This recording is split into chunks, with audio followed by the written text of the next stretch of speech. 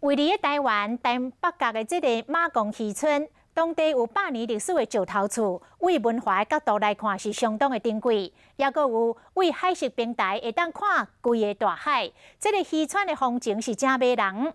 最近这几年来，嘛招来愈来愈多游客，若是甲遮拢甲毁掉，嘛实在是伤可惜咯。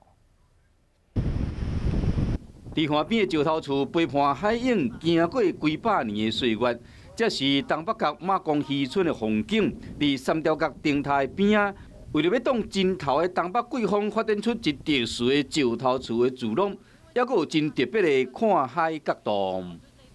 这里是台湾最东边的渔村马岗渔村，这里不只有壮阔的海景，还有只有退潮之后才能看得到的海蚀平台，而这里其实也是很少人知道的旅游秘境。 海蚀平台变成赏海景、吹海风的好所在，有丰富的物种的马公海埔以及海堤壁画变成翕相的新景点。就是想知道这边的，就是他们的房子的建筑是怎样。